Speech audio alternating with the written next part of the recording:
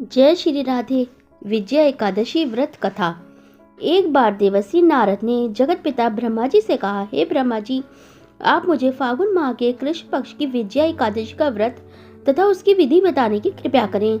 नारद की बात सुन ब्रह्मा जी ने कहा, हे पुत्र, विजया एकादशी का उपवास पूर्व के पाप तथा वर्तमान के पापों को नष्ट करने वाला है।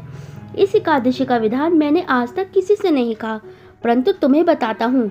यह उपवास करने वाले सभी मनुष्यों को विजय प्रदान करती है। तब श्रद्धा पूर्वक कथा श्रवण करो। श्री राम को जब 14 वर्ष का वनवास मिला, तब वह भ्राता लक्ष्मण तथा माता सीता से पंचवटी में निवास करने लगे। उस समय महापापी रावण ने माता सीता का हरण कर लिया। इस दुखद घटना से श्री राम जी तथा लक्ष्मण जी अत्यंत दुखी हुए और सीता जी की खोज में वन वन भटकने लगे। जंगल जंगल घूमते हुए वे मरणासुर जटायु के पास जा पहुंचे। जटायु ने उन्हें माता सीता के हरण का पूरा वृत्तांत सुनाया और भगवान श्री राम जी की गोद में प्राण त्याग कर स्वर्ग की तरफ प्रस्थान किया। कुछ आगे चलकर श्री राम व लक्ष्मण जी की सुग्रीव जी के साथ मृत्यु हो गई और वह उन्होंने बाली का वध किया। श्री राम भक्त हनुमान जी ने लंका में जाकर माता सीता का पता लगाया और माता से श्री रामचंद्र जी तथा महाराज सुग्रीव की मित्रता का वर्णन सुनाया। वहां से लौटकर हनुमान जी श्री रामचंद्र जी के पास आए और अशोक वाटिका का सारा वृत्तांत कह सुनाया। जब सब हाल जानने के बाद श्री रामचंद्र जी ने सुग्रीव की सहमति से वानरों तथा भालुओं की सेना सहित लंका की तरफ प्रस्थान किया। समुद्र किनारे पहुंचने पर श्री राम जी ने विशाल समुद्र को घड़ियालों से भरा देख लक्ष्मण जी से कहा, लक्ष्मण, अनेक मगरमच्छों और जीवों से भरे इस विशाल समुद्र को कैसे पार करेंगे। प्रभु श्री राम की बात सुनकर लक्ष्मण जी ने कहा, हे भ्राताश्री, आप प्राण पुरुषोत्तम आदि पुरुष हैं, आपसे कुछ भी विलुप्त नहीं है। यहाँ से आधा योजन दूर कुमारी द्वीप में वकदालभ्य मुनि का आश्रम है। वे अनेक नाम के ब्राह्मणों के ज्ञाता हैं। वे ही आपकी विजय के उपाय बता सकते हैं।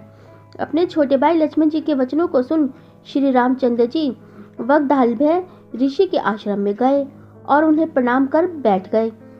एक और बैठ गए। अपने आश्रम में श्री राम को आया देख महर्षि वकदालभ्य ने कहा, हे श्री राम, आपके किस प्रयोजन से मेरी कुटी को पवित्र किया है? कृपया कर अपना प्रयोजन कहें प्रभु। मुनि के मधुर वचनों को सुन श्री रामचंद्र जी ने कहा, हे ऋषिवर, मैं सेना सहित यहाँ आया हूँ और राक्षस राज रावण को जीतने की इच्छा से लंका जा रहा हूँ। कृपया कर आप समुद्र को पार करने का कोई उपाय बताइए। आपके पास आने का मेरा यही प्रयोजन है। महर्षि वकदालभ्य ने कहा, हे राम, मैं आपको एक अति उत्तम व्रत बतलाता हूँ, जिसके करने से आपको विजयश्री अवश्य ही प्राप्त होगी। यह कैसा व्रत है मुनिश्रेष्ठ, जिसे करने से समस्त क्षेत्रों में विजय की प्राप्ति होती है? जिज्ञासु हो श्री राम ने पूछा।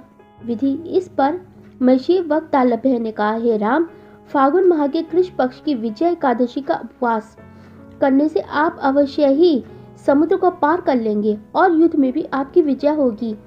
हे मर्यादा पुरुषोत्तम, इस उपवास के लिए दशमी के दिन स्वर्ण, चांदी, तांबे या मिट्टी का एक कलश बनाएं। उस कलश को जल से भरकर तथा उस पर 5 पल्लव रखकर उसे वेदिका पर स्थापित करें।